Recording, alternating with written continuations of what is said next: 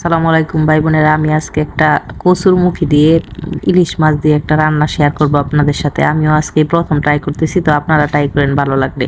তো কচুর মুখীগুলো আমি ভালো করে হলুদ লবণ দিয়ে সিদ্ধ করে নিছি, তারপর হাতে কষলে যেরকম করে নিছি আপনারা ব্লেন্ড করে নিতে পারেন। তো এখান থেকে আমি আবার তেলের মধ্যে মশলা, পেঁয়াজ, রসুন, আদা এগুলা সব কিছু ভেজে নিতেছি যাতে এগুলোর কাঁচা গন্ধটা না থাকে। তো লাল লাল করে বেঁকে নিব। এর মধ্যে সুন্দর করে ভাজা হইলে মশলাটা খুব ভালো ফ্লেভার আসে আর কি। তো ভাজা হইলে আমি এদিক থেকে মরিচের গুঁড়া আর হলুদের গুঁড়া, জিরার গুঁড়া, ধনিয়ার গুঁড়া এগুলো পানির মধ্যে মিশিয়ে রাখলাম। তো এখন দিয়ে দিব। এই দেখেন লাল লাল হয়ে আসছে, ভাজা ভাজা হয়ে আসছে মশলাটা। তো এই যে এগুলো দিয়ে দিতেছি, একটু বেশি করেই পানি দিয়ে দিলাম। এর মধ্যে আমি মাছগুলো সিদ্ধ করে নিব। তো এই যে পানিটা দিয়ে দিলাম, মশলাটা আর পুড়ে যাবে না। ভালো করে জাল হয়ে আসলে, তেল বের হয়ে আসা পর্যন্ত আমি এটা জাল করে নিব। এখন নেড়ে চেড়ে মিশিয়ে দিলাম মশলাটা। তো এইভাবে কারা কারা খান?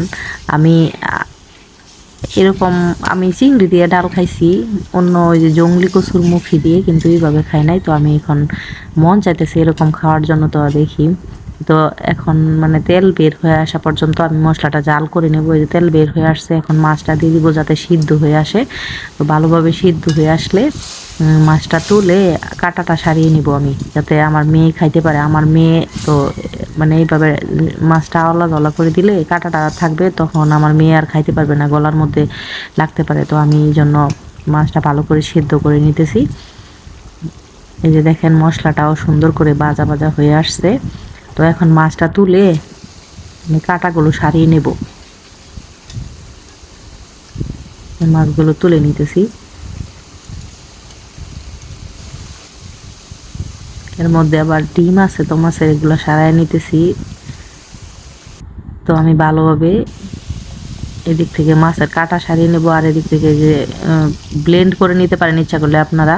তো আমি এভাবে হাতে কষলে সব ঠিক করে নিয়ে ঢেলে দিলাম। এখন জাল হওয়া পর্যন্ত একদম ভালো করে পানি দিয়ে মানে ভালো করে জাল করব আর কি। তো আরেকটু পানি দিতে হবে, না হলে জাল হইতে হইতে টাইট হয়ে যাবে। তো ডালটা যদি টাইট হয়ে যায় তাহলে খাইতে ভালো লাগবে না।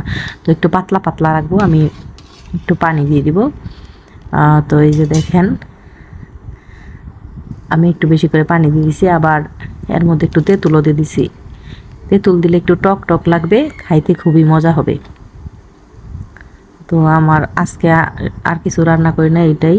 তো এই যে দেখেন আমি মাছটা বেছে একদম কাটা ছাড়িয়ে নিয়েছি। তো ইলিশ মাছের কাটা সারানো যায় না, চুলের মতো থাকেই। তারপরেও আমি একটু চেষ্টা করছি আর কি, যাতে রিস্ক ফ্রি হয়ে যায়, আমার মেয়ে ভালোভাবে খাইতে পারে। আমার মেয়ে ডাল খুব পছন্দ করে, তো ডালের মতোই খাওয়া যাবে।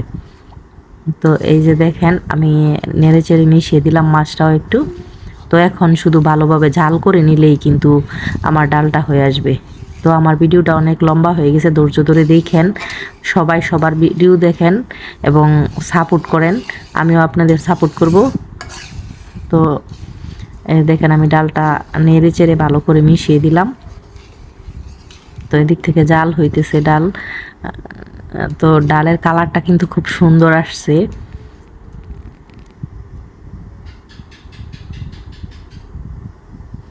তো এই যে দেখেন ডালের কালার কত সুন্দর আসছে। তো এইভাবে আপনারা ট্রাই করতে পারেন, খুব মজা হয়েছিল কিন্তু। তো আবারও দেখা হবে আরও কোনো নতুন একটা ভিডিওতে। আমি অনেকদিন পর পর লম্বা ভিডিও ছাড়ি, তো আপনারা মানে আমি সময় দিতে পারি না পেজে। তো আপনারা আমাকে একটু সাপোর্ট করেন, লাইক কমেন্ট করেন ভিডিওতে। তো ভালো থাকবেন, দেখা হবে অন্য এক ভিডিওতে। তো আপনারা ট্রাই করতে পারেন। আসসালামু আলাইকুম।